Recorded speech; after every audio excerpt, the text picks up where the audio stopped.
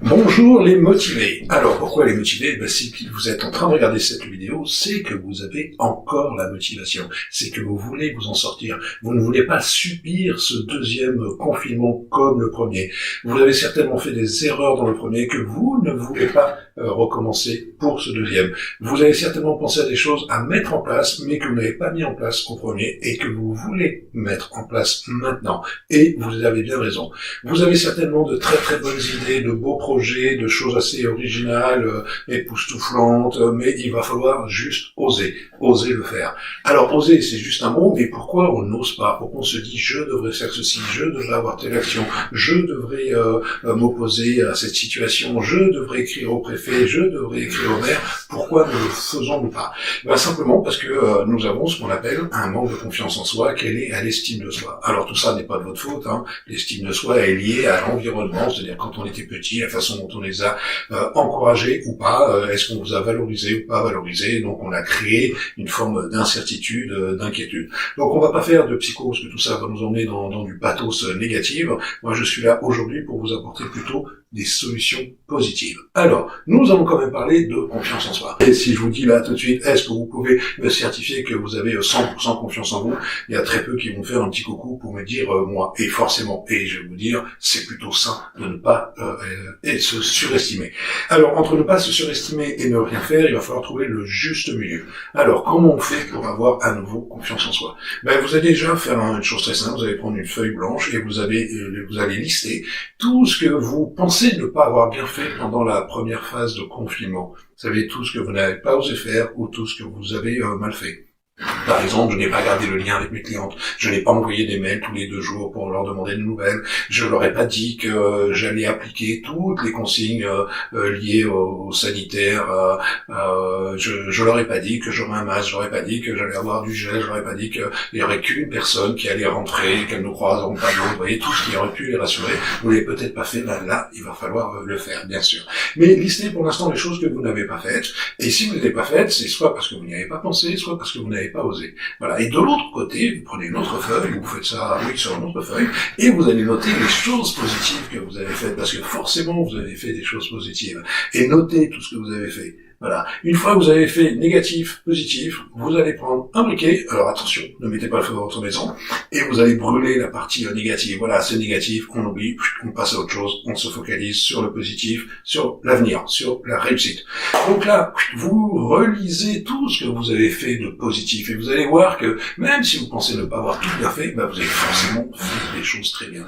Donc relisez-les, vous allez voir, ça va vous gargariser, ça va vous redonner de la confiance en vous. Pareil, vous rentrez à la maison le soir, en ce moment vous rentrez, vous êtes censé être à la maison, mais voilà, en fin de journée, vous allez faire la même chose, c'est-à-dire que vous allez lister sur une feuille ce que vous avez fait de pas bien dans la semaine et ce que vous avez fait de très bien dans la semaine. Ce que vous avez fait de mal fait, pareil, on jette, poubelle, on déchire, on peut déchirer aussi, ça fait du bien de déchirer, de le jeter, voilà. Et par contre, tout ce que vous avez fait de positif, ça, vous allez le garder comme votre feuille pour la partie professionnelle. Et puis vous allez les mettre dans une boîte à chaussures, vous allez les mettre dans un tiroir, et dès que vous n'avez pas le moral, vous allez les ressortir, et vous allez les relire. Et là, vous allez voir, c'est un peu comme les photos de vacances. Vous savez, on a fait plein de photos de vacances, quand on rentre de vacances, on les regarde un petit peu, mais pas trop, et quand on les regarde 6 mois après, 1 an après, on se dit, oh mais mon Dieu, c'était génial. Et en fait, on va apprécier les vacances pendant qu'on regarde les photos 1 an après. Mais ça nous fait du bien, ça nous met du baume au cœur, ça nous redonne la motivation, ça nous redonne envie de partir en vacances. Donc là, ça va être un peu la même chose. Prenez l'habitude de lister les choses positives que vous faites dans une journée. Et le soir, avant de vous endormir, plutôt que d'être sur la liste des courses, le ménage, la machine à laver, revisualisez les choses positives que vous allez faire. Et vous avez le droit de vous auto-congratuler. C'est congratuler. Très difficile pour moi à dire. Vous allez vous dire, je suis génial, j'ai réussi à faire ça, j'ai osé appeler ma cliente, j'ai osé mettre un grand panneau sur mon institut en disant esthéticienne, je suis un commerce essentiel, esthéticienne, je suis essentiel. Vous avez le droit de faire ça. Faites-le et vous allez voir que vous allez vous sentir beaucoup mieux. Je vous invite à le faire dès maintenant. Bonjour les motivés. Alors, ceci est la deuxième vidéo sur la confiance en soi. Alors, je ne sais pas si vous avez remarqué, vous avez un projet, vous avez une idée, vous en parlez autour de vous. Quand je dis autour de vous, c'est Paris, amis, famille, Et vous leur dites, j'ai un projet, j'ai une idée, par rapport au confinement, je voudrais faire ceci, je voudrais faire cela. Et il y a toujours des personnes qui vous disent, mais tu n'as pas réfléchi, mais tu n'as pas pensé, mais ce n'est pas possible. Oui, c'est des gens qui commencent leur phrase par des mais. C'est-à-dire, vous avez une idée, vous étiez motivé, parce que l'idée, elle n'est pas venue n'importe où. Forcément, vous y croyez. Et si vous partagez avec quelqu'un, vous n'avez qu'une seule envie, c'est qu'on vous dit, mais oui, génial, vas-y, fais-le. Mais là, non. Il y a des gens, on ne sait pas pourquoi. Ce sont des gens qui, c'est pas qu'ils vous en veuillent, hein, c'est pas qu'ils ne veulent pas de votre réussite, mais en fait, vous les mettez peut-être face à leur incompétence, à elles, à ces personnes, qui elles aussi auraient pu faire quelque chose mais ne l'ont pas fait. Et quand elles voient quelqu'un qui a envie, qui veut y aller, qui veut se battre, qui veut avancer, ben ont tendance à dire non, mais tu n'y as pas pensé, mais non, c'est pas possible. Alors il y a certains, surtout les parents, c'est plutôt de la protection, hein, parce qu'ils sont inquiets de tout. Voilà. Mais il vaudrait mieux rencontrer des gens qui vous disent c'est génial, et en plus tu pourrais faire cela, ton idée est intéressante, et tu pourrais aussi avoir telle action. Vous savez, en gros on dit qu'il y a les mais, c'est ceux qui vont vous ramener sur le négatif, mais tu vas pas y arriver, et il y a les et, c'est ceux qui vont rajouter à votre projet. Voilà, donc là, dans mon deuxième conseil sur la confiance en soi, vous allez visualiser les personnes négatives autour de vous.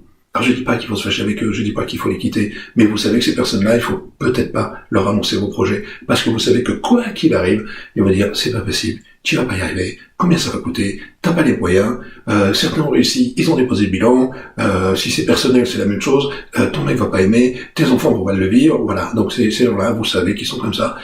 C'est vos amis, on les aime comme ils sont, mais voilà, évitez de leur poser des questions sur vos projets, leur demander leur avis. Allez voir plutôt les gens positifs, vous avez forcément des gens positifs autour de vous, et à eux, vous leur faites part de votre projet, et eux vont vous encourager, eux vont vous rassurer, eux vont encore vous donner cette fameuse confiance en soi qui va vous permettre d'avancer, de faire les choses jusqu'au bout. Donc, je répète, il va falloir éliminer les gens toxiques, évitez de les voir simplement. Alors attention, il y a des gens qui sont très très toxiques, hein, mais ça je pense que vous le savez déjà, et que vous avez pris vos distances. Si vous n'avez pas pris vos distances, prenez vos distances. Voilà, on n'a qu'une vie, on est là pour s'épanouir, on est là pour être heureux, on est là pour faire avancer son business, on est là pour satisfaire les clientes, on est là pour gagner de l'argent, on est là pour partir en vacances, on est là pour élever ses enfants, on n'est pas là pour des réflexions vivantes. Donc, faites un tri dans votre entourage et entourez-vous que de personnes qui vont vous donner la niaque, qui vont vous faire avancer. Et j'espère que je fais partie de ces personnes qui vont vous faire avancer. Je vous dis à demain pour la prochaine vidéo. Bonjour les motivés. Alors aujourd'hui vous allez avoir une vidéo bonus. En principe j'ai posté la 1, j'ai posté la 2, ça va être la 2A. Nous allons dire la 2A. Alors pourquoi cette vidéo? Eh ben parce que je n'arrête pas de penser à vous, et à force de penser à vous, au message que je peux vous faire passer pour vous redonner la motivation, ben forcément mon cerveau gamberge, ça m'a réveillé en pleine nuit, j'ai dû faire un espèce de rêve semi-éveillé où j'étais transformé en esthéticienne mais avec l'armure de Jeanne d'Arc. Voilà, chose étrange, et je me suis dit j'ai des choses à leur dire. Donc ce matin, j'avais des choses à vous dire très importantes. Alors, on a bien vu que l'estime de soi a été construite par les parents, par l'entourage, c'est ce qu'on appelle l'effet Pygmalion. Voilà, quelqu'un vous dit que vous êtes génial, vous finissez par être génial, quelqu'un vous dit que vous êtes nul, ben vous finissez par être nul. Alors, ce qui n'a pas aidé dans votre profession, c'est l'image de l'esthéticienne, et comment a été construite l'image de l'esthéticienne, ben malheureusement pour plein d'émissions, mais surtout des films comme Les Bronzés, avec je m'appelle Christiane, je suis esthéticienne, voilà, donc ça n'a pas aidé, même si le film était très drôle. Ensuite, on a eu Vénus Beauté, donc pareil, très rigolo quand on n'est pas esthéticienne, mais pour l'image, pas très bon. Hein. Il y a 4 actrices, les 4 sont déprimées. Et nous avons plein d'autres, mais nous avons surtout Liliane, vous savez, la femme de José, voilà, avec sa petite voix de crécelle, qui est très sympathique, hein, bon, mais en même temps, elle donne une image un petit peu légère de l'esthéticienne. Alors que vous n'êtes pas comme ça. Je vous connais depuis 2003 que je fais des formations. J'ai accueilli plus de 8000 personnes, j'ai eu l'occasion de discuter pendant ces formations, aux pauses, au déjeuner, et je sais que vous êtes des filles brillantes, intelligentes, motivées. La preuve, c'est que vous êtes venues à mes formations. Donc ça, c'est un des premiers critères. Et pour apprendre, non pas un truc très sympa, comme un nouveau massage, mais la vente. Donc c'est pas forcément ce qui pouvait vous motiver le plus. Voilà. Donc moi, ce que je voulais vous dire, c'est que forcément, il y a une image, mais cette image, elle est développée par des gens qui vous connaissent pas. Vous savez, on dit qu'il y a que 10% des femmes qui fréquentent les instituts, ça veut dire qu'il y en a 90 qui n'y viennent pas. Et celles qui n'y viennent pas, ben justement, ont vu ces films, et elles pensent que vous faites que du nettoyage de peau, extraction de comédon. Donc, moi, je voulais dire réellement qui vous êtes. Vous savez, quand vous êtes gérant d'institut, si vous en parlez autour de vous, on dit ouais, gérant d'institut, quoi, ouais, tu tiens un institut, ouais, ça, les gens ne visualisent pas la masse de travail qu'il y a derrière, la masse de responsabilités. Donc, je les ai listés pour vous, pour que vous en soyez réellement consciente. Quand je demande en formation management principalement, quel est votre statut, qu'est-ce que vous faites, souvent on me dit, je suis une esthéticienne installée. Et esthéticienne installée, on n'ose pas dire qu'on est gérante. Mais vous êtes plus que des gérantes, parce que gérante, c'est un nom fourre-tout, quoi, qui n'est pas prétentieux. Vous êtes des chefs d'entreprise avec des responsabilités de chefs d'entreprise. Alors, je les ai listés, vos responsabilités. La première, c'est que vous êtes des praticiennes. Forcément, on vous a appris ce métier envers souvent vos parents, envers la vie de vos amis. L'école esthétique, c'était pas évident. Vous aviez 15-16 ans, vous vous retrouvez à moitié déshabillé devant des filles que vous connaissez pas et vous avez surmonté tout ça. Donc déjà, rien que ça, avoir eu son CAP, c'est déjà une super épreuve. Donc vous êtes des praticiennes, esthéticiennes, chefs d'entreprise. Certaines sont prothésistes angulaires, masseuses, coach beauté, coach minceur, comptable. Même si c'est pas votre passion et que vous ne faites pas toute la comptabilité, vous avez quand même une fonction de comptable. Vous êtes DRH, c'est vous qui vous occupez du recrutement, c'est vous qui passez les annonces, c'est vous qui allez chercher les personnes, vous êtes formatrice parce que vous formez vos équipes, vous êtes aussi jury dans certaines écoles au niveau des CAP et des BP, vous êtes décoratrice de votre institut, vous gérez le merchandising, vous êtes bricoleuse parce que si un truc est cassé, vous n'avez pas forcément appelé l'artisan qui va réparer ou votre mari en fin de journée, vous allez le faire vous-même. Voilà, vous êtes des managers, vous êtes agence de publicité à vous toute seule, vous êtes créatrice de vos flyers, de vos plaquettes, de vos communications avec la bonne image, même s'il y a des gens autour de vous qui peuvent vous aider pour le faire, c'est vous qui décidez, c'est vous qui le faites principalement.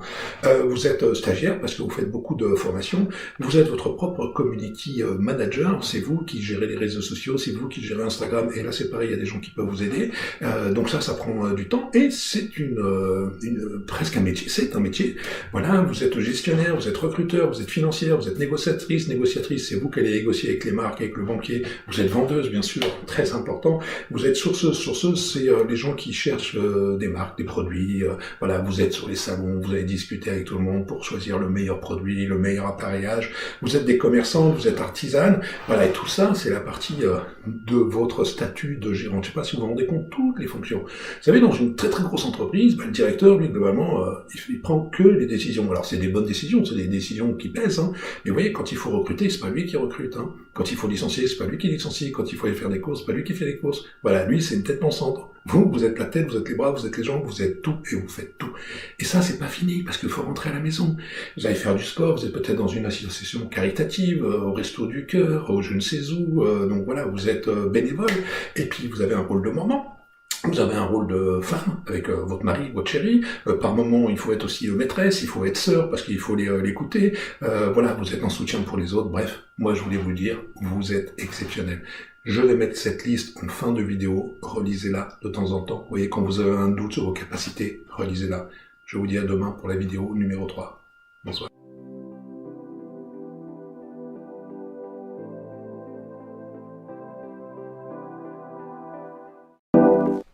Bonjour les motivés et bienvenue pour cette troisième vidéo concernant la confiance en soi. Donc on a vu sur la dernière vidéo qu'il fallait faire un tri dans nos amis. Je dis pas qu'il faut se séparer de ses amis ou de sa famille, mais on va prendre de la distance avec ceux qui sont négatifs et on va se rapprocher de ceux qui sont positif. Alors, une autre idée. Vous postez, j'imagine, sur Facebook, sur Insta, et suivant ce que vous postez, vous avez très peu de likes, voire des likes négatifs. Voilà, donc ça, on va éviter de le faire. Si jamais on sait qu'on poste quelque chose, la photo elle est pas terrible, ou ce qu'on annonce n'est pas exceptionnel, ou c'est un engagement très fort, et vous savez que vous n'allez pas être suivi, vous êtes motivé, vous voulez y aller, vous êtes une battante, et vous savez dans votre groupe d'esthéticiennes, il dit les filles, on devrait faire ci, on devrait faire ça, et en fait personne vous suit, vous allez voir que c'est horrible. Vous pensez avoir une idée qu'elle allait sortir tout le monde de là, et personne vous suit. Donc faites attention, posez bien vos posts et leur objectif. Hein. Pour que les gens vous suivent, c'est très compliqué, parce qu'il y a besoin de rassurer, il y a besoin d'encadrer, il y a besoin de donner un objectif, il y a besoin de donner de la hauteur au projet, de la profondeur, enfin bref, c'est pas si simple que ça. Donc moi, ce que je vais faire aujourd'hui, c'est de vous conseiller de ne pas faire des posts qui vont vous amener des pouces vers le bas. Pourquoi ? Parce que forcément, ça va vous miner le moral, ça va vous vous saper l'état d'esprit et ça va vous empêcher d'avancer.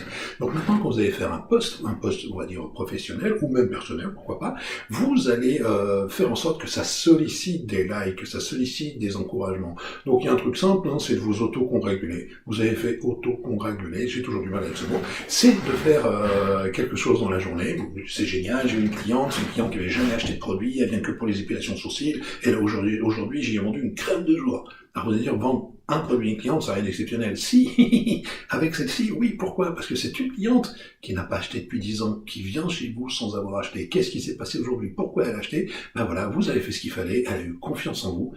Si elle a eu confiance en vous, ça va vous donner à vous aussi confiance en vous. Et vous avez vendu ce produit. Donc là, vous faites un post et vous dites, une cliente qui vient depuis 10 ans, qui n'a jamais rien acheté, qui me dit qu'elle n'a pas d'argent, qu'elle peut pas, blablabla. Aujourd'hui, je suis très fier de moi, j'ai réussi à lui faire acheter un produit. Elle a eu confiance en moi, je suis très contente. Voilà, vous postez ça, et qu'est-ce que vont faire les copines? Vous dire, bravo, génial, t'es la meilleure. Voilà, et c'est vrai, c'est sincère. Mais vous allez voir que ces pouces vers le haut, ces likes, ces petits cœurs, ben ça va vous rebooster, ça va vous redonner de la confiance en vous et vous aurez passé une meilleure journée. Donc ça, c'était pour le côté professionnel. Mais vous pouvez faire la même chose à la maison. Vous rentrez chez vous, vous voyez votre mari qui généralement vous dit ça va, qu'est-ce qu'on mange? Alors, je caricature, hein, mais il y a des maris qui sont extrêmement gentils, extrêmement intéressés, et qui vont dire alors ma chérie, raconte-moi comment s'est passée ta journée, je veux savoir, ça m'intéresse, dis-moi tout, dis-moi tout. Il y en a des comme ça aussi. Très peu, ok, mais il y en a quand même. Donc, votre chérie, vous allez faire la même chose en disant, tu sais, madame Dupont, là, qui c'est qui vient depuis 10 ans, là, qui me raconte toujours des histoires hyper négatives? Eh ben, aujourd'hui, j'ai pas écouté ces histoires. Aujourd'hui, je lui ai dit, madame Dupont, ici, dans cet institut, c'est la maison du bonheur. On ne parle que de choses positives. Là, je suis en train de vous faire l'épilation des sourcils, mais comment vous prenez soin de votre peau à la maison? Et forcément, on a le classique, hein, le diagnostic, on arrive sur les produits, on les 20 produits, et vous dites à votre mari, eh ben, cette cliente qui m'a jamais rien acheté, je suis très fier de moi parce que aujourd'hui, elle a acheté un produit. Qu'est-ce que va vous dire votre mari?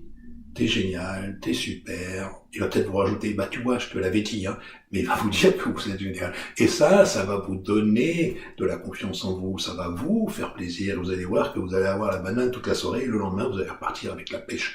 Donc, ce que je suis en train de vous dire, c'est provoquer les compliments, provoquer les likes, provoquer les satisfactions, provoquer les encouragements, ça aide. Vous voyez, moi, quand je fais un truc chez moi, si ma femme l'a pas vu, voilà, j'ai changé l'ampoule, elle l'a pas vu, bah, je vais m'arranger pour qu'elle voie que j'ai changé l'ampoule, pour qu'elle me dise, ah, génial, t'as changé l'ampoule, c'est vrai que c'était pénible, chaque fois qu'on rentrait dans cette pièce, on voyait rien, ah, je te remercie. Puis voilà, j'ai l'impression d'être un super-héros. Soyez des super-héros. À demain.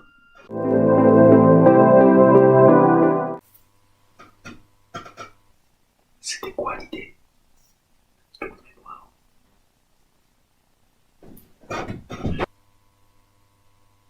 Bonjour les motivés et bienvenue pour cette 4e vidéo sur la confiance en soi. Alors, comment faire pour obtenir encore plus de confiance en soi? J'espère que vous avez mis en application la vidéo numéro 3, celle où on devait s'auto-congratuler, se dire qu'on était génial, se dire qu'on était super, réussir à le faire dire à nos amis, réussir à le faire dire sur les réseaux sociaux. J'espère que vous vous sentez déjà beaucoup mieux qu'il y a 3 jours. Voilà. Mon 4e conseil, c'est aussi de faire des choses très simples. Vous savez, on se lève le matin, puis il y a des matins où on a une sale tête, on essaie de s'arranger, puis on n'y arrive pas. Et puis il y a des jours où on ne sait pas pourquoi, ben voilà, on se lave les cheveux, on se coiffe, on se maquille, on met un petit chemisier, une robe, un costume pour les garçons, une cravate, on ne sait quoi, une chemise blanche, et puis là on se dit, mais je suis pas mal, mais je me sens mieux, je me sens beau.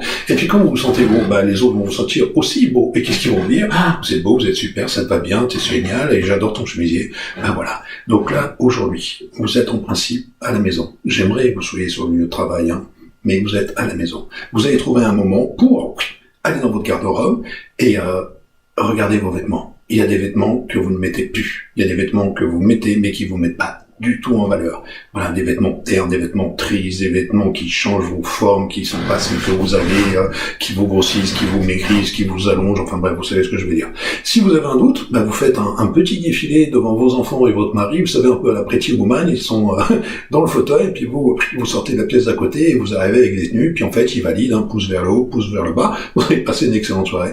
Et là vous allez faire un tri de tout ce qui vous va pas. À quoi ça sert de mettre des vêtements, de faire un maquillage, d'avoir une coiffure qui vous va pas.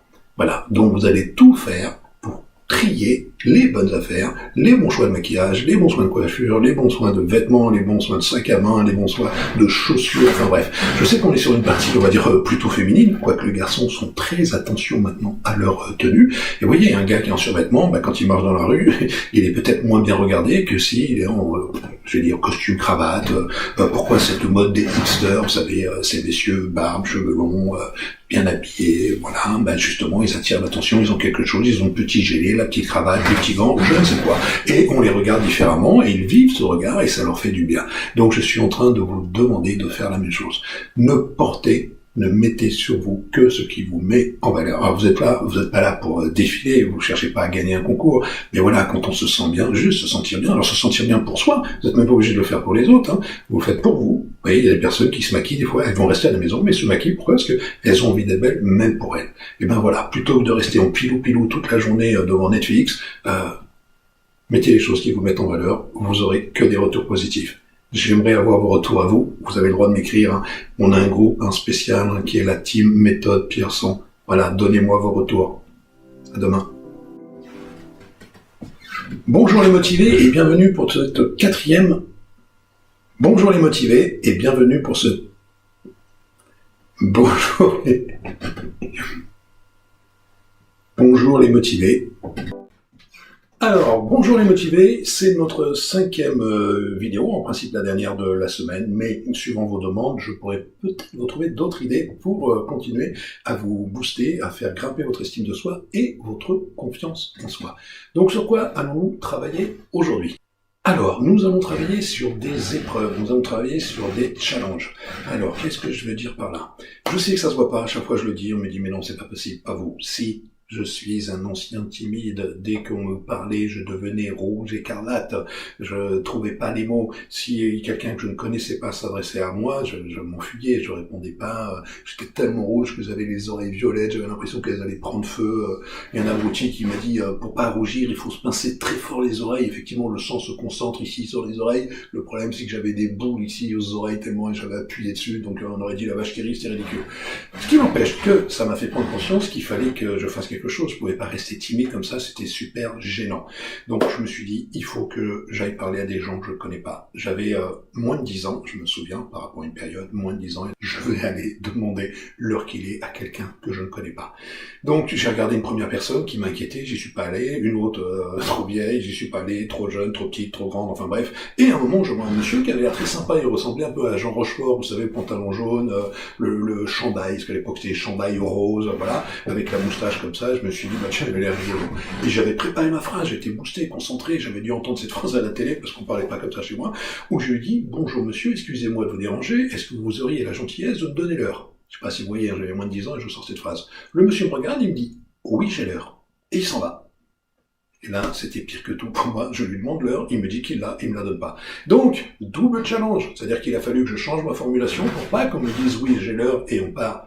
Donc j'ai changé ma formulation, je suis allé voir une deuxième personne, et j'ai pas demandé si elle avait l'heure, j'ai demandé de me donner l'heure. Voilà, bonjour monsieur, excusez-moi de vous déranger, pouvez-vous me donner l'heure? Et là, la personne était gentille, elle m'a donné l'heure. Alors moi, j'ai commencé à devenir rouge, voilà, puis à la troisième personne, j'étais un peu moins rouge, et puis à la 10e personne, je pense que j'étais plus rouge. Voilà. Donc là, j'ai compris très vite qu'on pouvait se limiter par rapport à sa timidité, c'est-à-dire l'atténuer, en s'obligeant à faire des choses qu'on n'osait pas faire. Voilà, et toute une partie de ma vie, je me suis obligé à faire des choses que je n'aimais pas. Mettez-vous des challenges. Vous dites, tiens, là, le steak que j'ai mangé, il est pas bon, je vais appeler le serveur et je vais lui dire qu'il est pas bon. Plutôt que de faire comme tout le monde, à la fin, il enlève le plat, on a mangé que la moitié du steak parce qu'il était pas bon, il vous dit, ça a été, puis nous... Oui, bien sûr, ça a été. Alors qu'on a qu'à envie de lui dire, c'est non, il n'était pas cuit, ou il était trop cuit, ou il était trop je ne sais quoi, enfin bref, voilà. À partir de maintenant, provoquez-vous, mettez-vous des challenges. Si la nourriture n'est pas bonne, vous dites que c'est pas bon. Si jamais vous rentrez, j'ai pris un taxi hier, j'avais besoin de sortir, et rouler les fenêtres arrière ouvertes. Puis on dit, tiens, c'est bien pour éviter le virus. Puis après, je me suis dit, il fait vraiment froid. Puis je voyais ma femme qui avait mis sa capuche. Et je me suis dit, je l'ennuie pas, c'est les consignes, taxi, je m'en fous. Je lui ai dit que monsieur, c'est génial pour les consignes de sécurité, c'est une bonne idée, mais là on commence à avoir très froid, donc je vous invite à fermer nos fenêtres et à ouvrir les vôtres, histoire de changer, parce que là on est dans la forêt, il fait un peu froid. Voilà, on est à côté de Fontainebleau. Et il m'a dit, mais oui, bien sûr, excusez-moi, j'ai oublié d'enlever la sécurité des vitres, donc c'est pour ça qu'on pouvait pas la remonter. J'ai juste osé faire ça. Voilà, et quand je fais ça, ben à la fin je me dis, j'ai bien fait. Ma femme m'a regardé comme si j'étais un héros, juste parce que j'ai demandé au taxi de remonter les vitres. Donc voilà, obligez-vous à avoir des challenges comme ça. Vous n'osez pas faire un truc, faites-le. Alors à chaque fois on me dit, ah mais là t'es un peu fou, t'as fait ça, ok, mais qu'est-ce que je risque à dire quelque chose à quelqu'un, qu'est-ce que je risque à faire une blague à une personne, qu'est-ce que je risque à demander un truc qu'on n'ose pas demander, voilà, qu'est-ce que j'ai risqué la première fois, il a fallu que je m'adresse à plusieurs personnes, il a fallu que je prenne un risque quand je me suis adressé à une salle de formation où il y avait 12 esthéticiennes que je connaissais pas, et j'allais parler, moi je maîtrisais la vente, mais je maîtrisais pas les problèmes esthétiques, mais il a fallu que je le fasse, puis on m'a proposé une première conférence en 2003, et j'aurais pu dire non, parce que je suis toujours timide, même si ça voit pas, ben j'ai dit oui, puis voilà, à chaque fois j'accepte tous les challenges, et c'est ce qui fait que bon, aujourd'hui je peux à peu près tout faire parce que je me dis de toute façon je risque rien de faire. Donc vous c'est pareil, vous n'êtes pas moi, ne soyez pas moi, soyez vous, mais obligez-vous à faire des choses qui vont vous rendre plus fort et vous serez fiers de vous, et parce que vous serez fiers de vous, vous aurez gagné encore en estime et gagné en confiance. Vous avez le droit de m'écrire pour me dire quel challenge vous avez fait. Je vous dis à très bientôt. Je me suis dit, je vais demander l'heure à la rue. N'importe quoi. Je vais aller demander. Bonjour les motivés, bienvenue sur cette 7e vidéo, donc faite cette semaine depuis lundi. Je vous remercie d'avoir adhéré à mon groupe où nous sommes presque 600 en 5 jours, donc c'est génial. Ce groupe est fait pour vous, vous l'avez bien compris. Donc cette semaine, c'était des vidéos sur la confiance en soi. La semaine prochaine, ce sera des conseils sur le marketing, comment mettre en action le marketing. Profitez de ce confinement pour justement travailler sur des choses un peu compliquées, un peu longues. On va travailler sur un plan marketing qui va peut-être définir toute votre année, donc il va falloir s'organiser pour pouvoir le faire. La semaine d'après, nous travaillerons sur le management, et la dernière semaine, avant la reprise, s'il y a bien reprise 1er décembre, nous travaillerons sur la vente. Et si jamais par malheur ça se prolongeait, eh ben je trouverai d'autres thèmes où nous approfondirons ce que nous avons déjà vu. Alors, aujourd'hui, cette dernière vidéo, en fait, est un bonus. J'ai beaucoup d'appels de gérants d'instituts qui sont un peu catastrophés et qui me disent qu'elles veulent acheter par exemple la formation vente, mais qu'elles me disent qu'elles sont très énervées, qu'elles sont agacées, qu'elles sont écœurées, qu'elles sont dégoûtées, qu'elles sont désespérées. Alors elles me disent pas toutes l'ensemble de ces mots, hein. Chacune va trouver je suis furieuse, alors j'ai noté je suis anéantie, je suis excédée, bref, je suis en colère. Ce qui revient le plus, c'est je suis en colère. Alors tout ça, je le comprends, la situation fait que vous avez tout ce ressenti, mais nous travaillons sur la confiance en soi. Qu'est-ce qui se passe dans votre cerveau si toute la journée vous vous dites je suis énervé, je suis agacé, je suis en colère? Ben forcément vous allez faire grossir ce sentiment, vous allez le développer, donc c'est très très mauvais, ça ne va pas vous sortir de la situation. Je dis pas que vous ne devez pas l'être, je dis que, ok, on est agacé, on est énervé, mais il va falloir penser positif. Donc dans toute votre construction mentale, dans tous vos échanges avec qui que ce soit, soyez plutôt positif, déjà parce que c'est juste votre nature. Sachez que quand vous allez récupérer vos clientes, vous allez surtout pas leur employer ces mots négatifs. Et les mots que je vous ai trouvés, qui sont plutôt à privilégier, les autres étaient donc à bannir, c'est voilà, je suis à l'écoute, je suis indispensable, je suis disponible, je suis empathique, je suis présente, je suis professionnelle, je suis enthousiaste, je suis impatiente de reprendre, je suis excitée à l'idée de reprendre, voilà, vous êtes plutôt chaleureuse, ou comme le dit Aurélie Chalut, je suis essentiel. Je crois qu'il y a un maître mot qui est pas mal, c'est je suis essentiel. Votre profession est essentielle. Malheureusement, le gouvernement a fait une erreur en disant le commerce non essentiel. C'est vous cataloguer, vous mettre une étiquette. Vous n'êtes pas les seuls, hein, ça concerne tous les artisans. Alors que c'est total au fond. On sait tous à quel point vous êtes essentiels. On l'a vu d'ailleurs sur la vidéo 2A où on voit l'importance que vous avez.